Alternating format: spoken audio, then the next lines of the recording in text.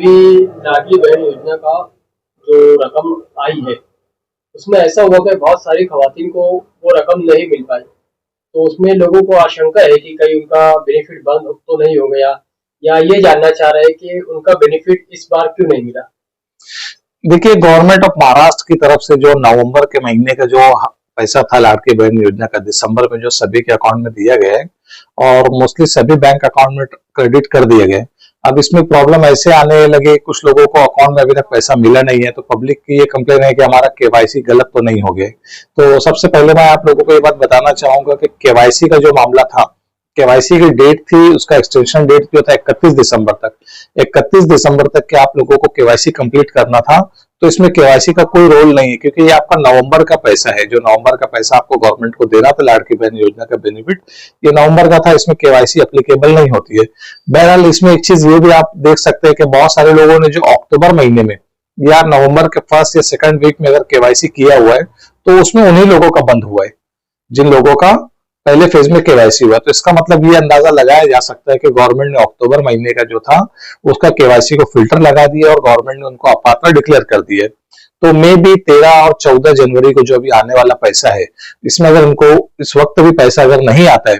या तो फिर आप इसमें एक चीज ये देख सकते हैं कि जो पोर्टल दिया हुआ है लाड़की बहन योजना का पोर्टल, जब आप उसमें लॉग इन करोगे तो लॉग इन में आपको स्टेटस बता देगा जो बेनिफिट जो दिया गया है कि नवंबर का उसको पेड हुआ है। तो इसका मतलब उसका बैंक का इशू है। तो बैंक का इशू हो सकता है। इसमें बहुत सारे लोगों को प्रॉब्लम ये है कि बहुत सारे लोगों का आधार कार्ड डिलिंक हो गया बैंक अकाउंट से, और उनको पता ही नहीं है कि उनका आधार कार्ड डिलिंक हो गया है। क्योंकि बैंक का जो आदेश था, गवर्नमेंट ऑफ इंडिया का जो आदेश था कि जनवरी से हमको पैन कार्ड का आधार और पैन कार्ड को लिंक करना कंपलसरी है। बहुत सारे लोगों ने पैन कार्ड तो दिया है बैंक में, और बहुत से अकाउंट होल्डर ऐसे है कि उनका पैन कार्ड बना ही नहीं है। तो गवर्नमेंट ने या बैंक वालों ने, आरबीआई की गाइडलाइन थी कि हमको बैंक अकाउंट से आधार को, पैन कार्ड को लिंक करके रखना है। तो हो सकता है कि इस कारण भी उनका आधार कार्ड को डिलिंक किया गया है, ताकि वो जब केवाईसी के लिए बैंक जाते हैं, बैंक से जब अप्रोच करेगी केवाईसी के लिए, तो बैंक वहां पर उनसे पैन कार्ड का डिमांड करेगी कि आप पैन कार्ड हमें दो। जब वो पैन कार्ड बना के जब सबमिट करते हैं, तो हो सकता है कि उनका केवाईसी होने के बाद वो पैसा उनको मिल जाए। बहुत सारे लोगों को आशंका है, डाउट है कि बहुत सारे लोगों ने डबल केवाईसी किया है, मतलब अक्टूबर नवंबर में भी केवाईसी किया, लेकिन जो दोबारा पोर्टल में अपडेट आया है उसके बाद भी लोगों ने डबल केवाईसी किया, और उसमें से कुछ लोगों का बेनिफिट बंद हुआ है। तो लोगों को ये आशंका है कि कहीं ये डबल केवाईसी करने की वजह से तो नहीं पैसा बंद हुआ है उनका। देखिए, हो सकता है कि अंदाज से हम ये भी बोल सकते हैं कि डबल केवाईसी उन्हीं लोगों ने किया है कि जिसको डाउट था। क्योंकि जब पहली मर्तबा आपका केवाईसी हो चुका है, तो गवर्नमेंट ने वो डेटा ऑलरेडी आपका कलेक्ट कर चुका था, तो आपको दोबारा करने की जरूरत नहीं। हमारे ऑब्जर्वेशन में आया है कि अवाम में जो मामला रहता है ना, लोग बोलते हैं अक्सर के कौवा कान ले गया, तो लोग कौवे के पीछे दौड़ने लगते हैं, अपने कान को हाथ लगा के देखते नहीं है। तो शहर में यही मामला हुआ, दुकानदारों ने ऐलान कर दिया कि केवाईसी आपको दोबारा करना होगा, ये करना होगा, और बहुत सारे रूमर्स चलने लगते, पब्लिक उसकी तरफ फट से डाइवर्ट हो जाती है। तो बहुत सारे लोगों ने इसी बेस पे केवाईसी किया, तो इसलिए ये भी हो सकता है कि उनका डबल डेटा हो गया केवाईसी के लिए, जो एक पहले से मौजूद था गवर्नमेंट के पास अदर आधार कार्ड पे, और दूसरा भी ये लोग ने केवाईसी करवा के दूसरा आधार कार्ड दिया। तो सस्पिशियस हो गए ना, वो गवर्नमेंट की नजर में सस्पेक्टेड हो गए कि उनको पैसा देना चाहिए या नहीं देना चाहिए, तो गवर्नमेंट ने उनको अपात्र कर दिया होगा। सर, अभी जिन लोगों का पैसा नहीं आया है, बहुत सारे लोग सवाल कर रहे हैं कि अब हमें क्या करना चाहिए।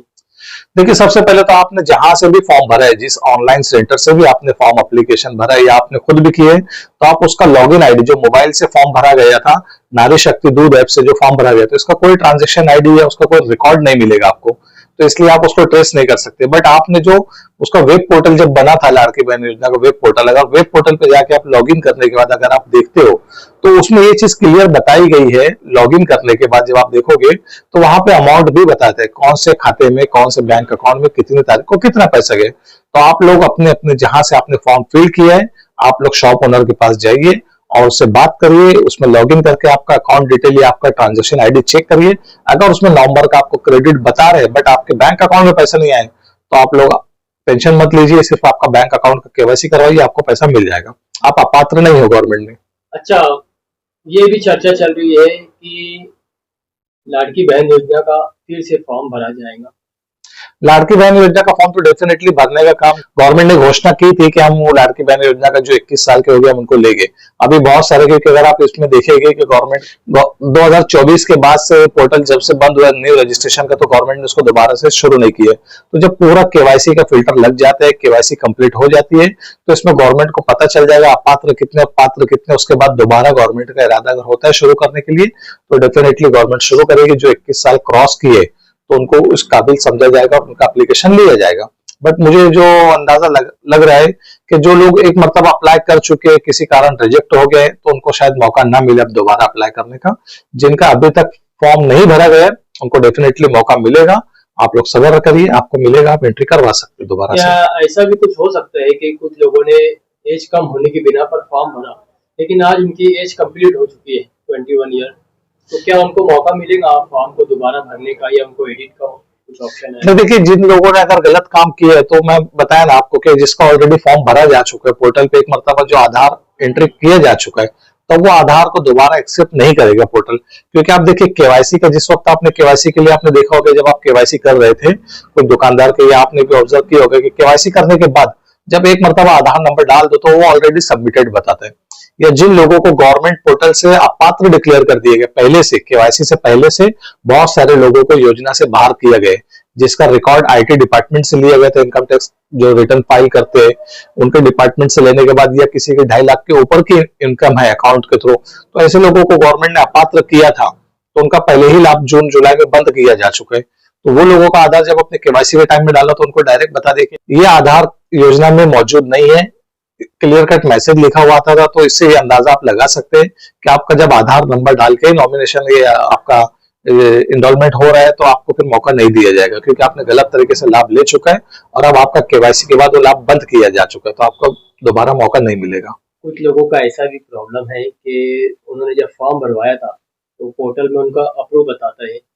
जब केवाईसी करवाया तो उनका केवाईसी भी कंप्लीट हुआ, लेकिन शुरू से लेकर अभी तक उन्हें कोई बेनिफिट नहीं मिला है। ऐसे लोग कहाँ पर अपनी तकरार शिकायत दर्ज करवा सकते हैं? देखिए, बहुत सारे लोगों का ये हो सकता है मैटर, बट मेरे को लगता नहीं कि बहुत ज्यादा तादाद होगी इसकी। इसमें आप अगर ये देखेंगे कि जो बेनिफिशियरी की आप बात कर रहे हो, अगर वो बेनिफिशियरी अपना बैंक अकाउंट का केवाईसी करवा के चेक कर ले, या फिर अपने डीबीटी बैंक का जो होता है ना डीबीटी, उसका आधार जहां लिंक है, बहुत सारे लोगों का पैसा तो जा रहा है गवर्नमेंट की तरफ से, मगर उसका आधार डी लिंक है बैंक अकाउंट से, इसलिए उसका पैसा रिफंड हो जाता है, उसके खाते में पैसा क्रेडिट नहीं किया जाता है और उसको ये लगता है कि मुझको पैसा मिला नहीं। ऐसे भी बहुत सारे लोकल बैंक है जिसका आधार से लिंक हुआ है, कोऑपरेटिव बैंक जिसको हम बोलेंगे, तो कोऑपरेटिव बैंक में भी डीबीटी का पैसा गया है। तो यहाँ पे आप लोगों को सबसे पहले तो अपना आधार कहाँ लिंक है, कहाँ सीडिंग है, आप वो चेक करवा लीजिए। अगर आपका आधार एक्टिव बता रहे और लिंक भी बता रहे, तो फिर आपका जो फॉर्म भरा गया है, तो हो सकता है कि आपका वो डेटा गवर्नमेंट के हाथ में नहीं होगा, या वो डेटा आपका वहां पे भी हुआ नहीं। तो इनकेस आपका केवाईसी के बाद, जब केवाईसी के ऊपर गवर्नमेंट काम करेगी, तो आपको पैसा मिलना शुरू हो सकता है। नहीं सर, ऐसे कुछ लोग हैं हमारे कस्टमर्स जिनका डेटा, मतलब जिनका केवाईसी भी कंप्लीट हुआ, अभी फॉर्म भी अप्रूव बता रहे हैं, डीबीटी भी लिंक बता रहे हैं नेशनलाइज बैंक में, बावजूद उसके कुछ लोगों को पैसा अगर नहीं आया है, तो उन्हें शिकायत कहाँ करना है अपनी? देखिए, शिकायत तो आप लोग सिर्फ कलेक्टर ऑफिस में ही कर सकते हैं। डिस्ट्रिक्ट कलेक्टर को इसके राइट्स दिए गए और उसमें महिला बाल विकास कलेक्टर ऑफिस में या फिर महिला बाल विकास डिपार्टमेंट में जाके अपने तकरार दाखिल करवा सकते हैं। मगर इसमें एक चीज ये है, डीबीटी जब आप बता रहे हो डीबीटी भी लिंक है और उनका फॉर्म अप्रूव भी हुआ है, तो अप्रूवल का जो डेटा था, तो गवर्नमेंट ने उससे पहले का जो डेटा था शायद वो ले लिया होगा, उसके बाद उनका अगर अप्रूवल हुआ होगा, तो गवर्नमेंट का रिकॉर्ड में नहीं होगा जहां से पैसा, मतलब मिनिस्ट्री से जो मिनिस्ट्रीज को पैसा दे रही है, जहां से पैसा रिलीज हो रहा है, वहां इनका रिकॉर्ड अभी तक हुआ नहीं होगा, इसलिए उनको पैसा नहीं आ रहा है। तो आप लोग अपना रिकॉर्ड करवाने के लिए महिला बाल विकास डिपार्टमेंट को आप लोग अपना एप्लीकेशन कर दीजिए, और एप्लीकेशन करने के बाद आप उसका फॉलोअप लीजिए, आपको पैसा डेफिनेटली मिलेगा। सर, अभी कुछ ऐसा पोर्टल में अपडेट हुआ था कि जिनका मतलब तलाक हुआ है, या जिनके हस्बैंड नहीं है, पति नहीं है, ऐसे लोगों का जो अभी आया था अपडेट, लेकिन उसमें ये चीज बताई जा रही थी कि 31 दिसंबर तक इसे किसी भी आंगनवाड़ी में जमा करवा दे, लेकिन आंगनवाड़ी में वो जमा हो नहीं रहा था। उस पर क्या आपका मतलब, आप जो पूछ रहे हैं कि डॉक्यूमेंट कहाँ जमा करवाना है, वहां पे तो पोर्टल पे लिखा गया था आंगनबाड़ी पे। देखिए, मैं जो ऑब्जर्वेशन किया हो ना, तो आंगनबाड़ी ने इसलिए भी उसको डिनाई किया है लेने से कि वो किसके डॉक्यूमेंट ले, क्या वो